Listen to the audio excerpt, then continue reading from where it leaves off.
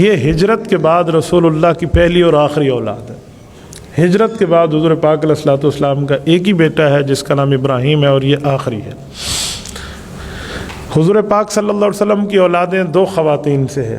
ایک خاتون جنت کا نام سیدہ خدیجۃ الکبریٰ رضی اللہ عنہا ہے، جو رسول اللہ صلی اللہ علیہ وسلم کی پہلی گھر والی اور ہماری پہلی ام المؤمنین ہے۔ حضرت خدیجۃ الکبریٰ رضی اللہ تعالی عنہا سے حضور پاک صلی اللہ علیہ وسلم کی 4 بیٹیاں اور 2 بیٹے ہیں۔ حضور پاک علیہ الصلوۃ والسلام کی باقی کسی بیویوں سے اولاد نہیں ہے۔ آپ علیہ السلام کی ایک کنیز ہیں جن کا نام ہے حضرت ماریہ قبطیہ، ہم انہیں ام المؤمنین میں گنتے ہیں، وہ ام المؤمنین ہیں، ان سے رسول اللہ صلی اللہ علیہ وسلم کا بچہ پیدا ہوا ہے جس کا نام ابراہیم ہے۔ یہ حضور پاک علیہ السلام سے ان کی اماں جان کی شادی کیسے ہوئی اور یہ بچہ کیسے پیدا ہوا، اس بارے میں چند باتیں آپ کی خدمت میں رکھتا ہوں۔ ہم مسلمان ہیں، بطور مسلمان ہمیں ہمارے نبی کی اولادوں کا تعارف ہونا بڑا ضروری ہے۔ حضور پاک صلی اللہ علیہ وسلم ہجرت کے بعد جب مدینہ منورہ تشریف لائے تو اللہ پاک کی طرف سے حکم ہوا کہ آپ مختلف قوم کے مختلف بادشاہوں کو اسلام کی دعوت کا خط لکھیں، پیغام دیں۔ حضور اقدس صلی اللہ علیہ وآلہ وسلم نے ایک جگہ ایک بادشاہ کے پاس اپنے ایک صحابی کو دعوت اسلام کے ساتھ بھیجا۔ اس وقت جو مصر کا دارالخلافہ تھا وہ اسکندریہ تھا، اور مصر کے اسکندریہ میں جو بادشاہ تھا اسے کہتے تھے شاہ مقوقس۔ اس کے پاس اللہ کے رسول صلی اللہ علیہ وسلم نے حضرت حاتب بن ابی بلتعہ رضی اللہ تعالی عنہ اس صحابی کو بھیجا۔ حضرت حاتب ابن ابی بلتعہ رضی اللہ تعالیٰ عنہ وہ صحابی ہیں جو بدری ہیں۔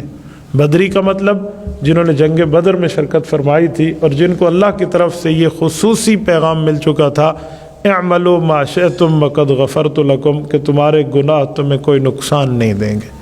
یہ بدری 313 صحابہ میں سے ایک صحابی ہے، حضرت حاتب بن ابی بلتعہ رضی اللہ عنہ۔ ان سے ایک بار زندگی میں ایک کوتاہی ہو گئی تھی، اس حد تک کوتاہی ہوئی کہ حضرت عمر فاروق رضی اللہ تعالیٰ نے تلوار نکال لی تھی کہ ان نے اس مسئلے میں کوتاہی کی ہے تو میں ان کی گردن قلم کرتا ہوں، اور قرآن کریم کی پوری آیت ان کے لیے اتر گئی۔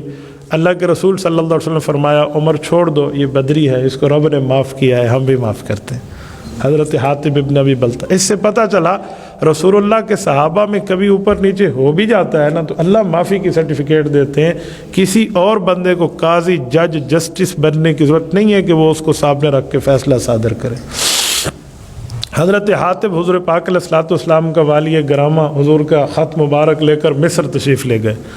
شاہ مقوقس کے پاس گئے تو شاہ مقوقس مذہب کے اعتبار سے عیسائی تھا۔ حضرت عیسیٰ علیہ السلام کو اللہ کا بیٹا بھی مانتا تھا اور حضرت عیسیٰ علیہ السلام کا پھانسی پہ چڑھ جانا بھی مانتا تھا۔ یہ دونوں باتیں اسلام میں غلط ہیں، لیکن وہ یہ دونوں باتوں کا قائل تھا۔ حضرت حاتب رضی اللہ تعالیٰ عنہ جب مصر پہنچے تو اس کو دعوت اسلام دی اور حضور پاک کا پیغام دیا اور خط مبارک دیا۔ اس نے اپنے درباریوں کو اکٹھا کر کے تھوڑی بحث، مباحثہ، مناظرہ، مناقشہ کرنا چاہا۔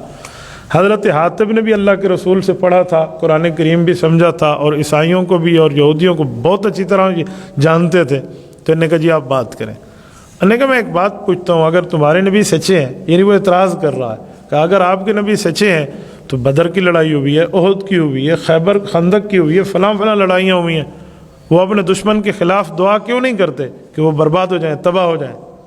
خلاف دعا، یہ لفظ بد دعا نہ کہے کیونکہ پیغمبر کا کوئی فعل بد نہیں ہوتا، اپنے دشمن کے خلاف دعا کیوں نہیں کرتے؟ تو حضرت حاتب نے ایسا جواب دیا کہ شاہ مقوقس کا منہ کھلا رہ گیا۔ انہوں نے کہا آپ جس نبی کو ماننے والے ان کا نام ہے سیدنا عیسیٰ علیہ السلام؟ کہا جی ہاں۔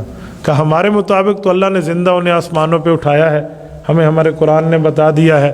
اللہ پاک نے حضرت عیسیٰ علیہ السلام کو فرمایا تھا وَإِذْ قَالَ اللَّهُ يَا عِيسَىٰ إِنِّي مُتَوَفِّيكَ وَرَافِعُكَ إِلَيَّ، اے عیسیٰ یہ لوگ تجھے پھانسی دینے آئے ہیں، میں تجھے روح اور جسم سے مکمل وصول کر کے اپنے پاس اٹھا لوں گا۔ ہمارا تو یہ نظریہ ہے، لیکن بادشاہ سلامت آپ کا نظریہ انہیں پھانسی ملی ہے؟ کہا جی ہاں۔ تو کہا جب تمہارے نبی کو پھانسی ملی تمہارے مطابق، اس نے اپنے دشمن کے خلاف دعا کیوں نہیں کی تھی؟ وہ مر جاتے، پھڑک جاتے، ختم ہو جاتے، اور وہ آپ کے نبی کو پکڑ نہ سکتے۔ تو اسے ایک دفعہ سمجھ آیا کہ یار میں نے بات میں پنگا لیا کس سے۔ انہوں نے کہا جی بات یہ ہے کہ نبی کا دل نرم ہوتا ہے۔ تو انہوں نے کہا میں بھی تو نبوت کا پیغام لایا ہوں، پھر یہ اعتراض کیوں کرتے؟ یعنی ہر طرح سے حضرت حاتب ابن ابی بلتعہ نے اس کے لیے کوئی راستہ نہیں چھوڑا، وہ لاجواب ہوا۔ ایک دن اس نے سوچنے پہ مانگا، اگلے دن اس نے کہا جی بہت اچھی بات ہے، میں چاہتا ہوں کہ میں جو ہے نا براہ راست ملاقات کروں آپ کے نبی سے، تو میری چاہت ہے، لیکن میں ایسے کلمہ نہیں پڑھتا، میں بادشاہ وقت ہوں، میری ایک اسٹیٹس ہے، اسٹیٹس کو میں اپنا دیکھوں گا، اپنی حیثیت کو دیکھوں گا، تو آپ ایک کام کریں، میری طرف سے کچھ ہدیہ لے جائیں، ہم اس خط کو قبول کرتے ہیں، انشاءاللہ اگلی بار رابطہ، یعنی اس طرح کی بات کر کے اس نے جان چھڑائی۔ اس نے ہدیہ دیا، اللہ کے رسول صلی اللہ علیہ وسلم کو کچھ خوشبوئیں بھیجی تھی، ان خوشبوؤں کے ساتھ ایک غلام بھیجا تھا، اور 2 اس غلام کی بہنیں بطور کنیز، بطور باندھی، بطور لونڈی بھیجی تھی، یہ 2 خدمت کے لیے، اور ایک اس نے سواری بھیجی تھی، اس کو اللہ کے رسول صلی اللہ علیہ وسلم نام دیا تھا یعفور۔ یعفور ویسے اس سواری کو ادب کے لیے دراز گوش کہتے ہیں، گدھا نہیں کہتے کہ پیغمبر کے ساتھ جس کی نسبت ہو تو اس کو اچھا لفظ بولے، دراز گوش کا معنی ہوتا ہے جس کے کان لمبے ہوں، تو یہ رسول اللہ صلی اللہ علیہ وسلم کے پاس اس نے سواری بھیجی۔ جو 2 اس مرد کی بہنیں بھیجی تھی، اس میں ایک کا نام ماریا ہے اور ایک کا نام سیرین ہے، یہ ماریا حضرت ابراہیم کی والدہ ہے۔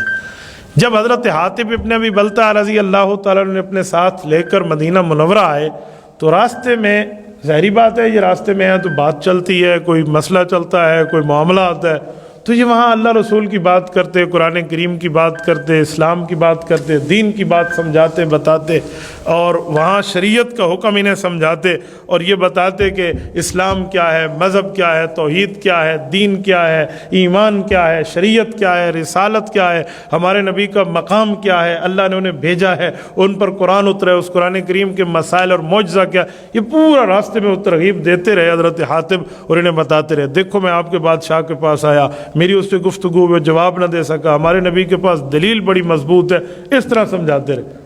اس کا اثر یہ ہوا کہ مدینہ پہنچنے سے پہلے ان دونوں بہنوں نے کلمہ پڑھ لیا، اور یہ دونوں رسول اللہ صلی اللہ علیہ وسلم کے اوپر ایمان لے آئیں، اللہ کے رسول کے لیے مشرفہ اسلام ہو گئیں۔ لیکن جو مرد تھا نا ان کا بھائی، وہ کلمہ اس نے نہیں پڑھا، انہوں نے اس کا اعزاز اکرام تو کیا ہے، غیر مسلم ہو جب تک وہ دین کا مقابل نہ ہو تو اس کی ایک مقام اور اس کی حیثیت دی جاتی ہے، دین کے مقابل آنے پہ حکومت اسلامیہ اس کے لیے فیصلہ کرے گی، ورنہ یہ تو نہیں ہے کہ وہ غیر مسلم ہو تو بندہ اس کو ٹھونک کے مار دے۔ ان نے بڑا عزت احترام سے اس کو ساتھ لائے، اور مدینہ منورہ جب پہنچے تو رسول اللہ صلی اللہ علیہ وسلم نے حضرت ماریہ کو اپنے حرم میں داخل کیا، یعنی ان سے شادی فرمائی۔ حضرت سیرین جو ان کی بہن تھی، یہ حضرت حسان ابن ثابت کو دی ہے رضی اللہ عنہ، اسلام کے پہلے شاعر ہیں جن کے لیے اللہ کے رسول نے فرمایا تھا حسان کو میرے ممبر پہ بٹھاؤ اور یہ شعر کی زبان میں میرے دشمن کفار کو جواب دے، میرا پاس اللہ کا فرشتہ جبرائیل آتا ہے، یا وہ میری مدد کے لیے آتا ہے یا حسان کے اشعار کی مدد کے لیے آتا ہے۔ یہ رسول اللہ صلی اللہ علیہ وسلم نے ان کو اعزاز دیا تھا۔ یہ جب دیکھا نا ان کے بھائی نے، جو بوڑھا آدمی ساتھ تھا، کہ یار مسلمانوں کے نبی کا اتنا بڑا مقام، اس نے خاتون کو اتنی عزت دی ہے کہ اپنے گھر میں اسے بطور نوکرانی نہیں، بطور حرم اور بطور عزت رکھا ہے، تو اس نے کہا مجھے بھی آپ کلمہ پڑھا دیں، میں آپ کے اخلاق سے متاثر ہو گیا ہوں، تو اس نے بھی کلمہ پڑھا۔ حضرت ماریہ سے رسول اللہ صلی اللہ علیہ وسلم کی شادی مبارک کے نتیجے میں جو بچہ پیدا ہوتا ہے اس کا نام ابراہیم ہے۔ یہ ہجرت کے بعد رسول اللہ کی پہلی اور آخری اولاد ہے، اور رسول اللہ کا سب سے چھوٹا بیٹا ہے۔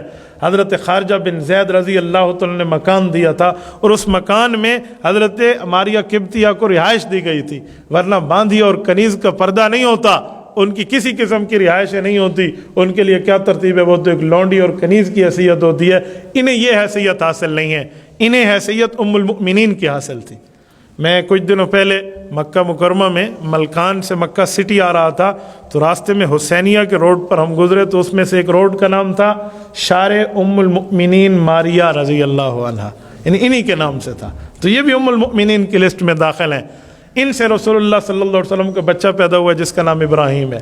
جب یہ ابراہیم پیدا ہوا نا، آپ علیہ الصلوۃ والسلام کو ابھی اطلاع نہیں ملی تھی انسانوں کی طرف سے کہ جبرائیل امین آئے اور آ کر رسول اللہ سے گفتگو کی۔ جب بھی آتے تھے گفتگو کرتے یا ابا القاسم کہہ کر، اے قاسم کے والد محترم، لیکن اس بار جب جبرائیل آئے تو یا ابا ابراہیم کہہ کر بات کی، تو حضور پاک علیہ السلام نے ان کی بات سنی، جواب دیا۔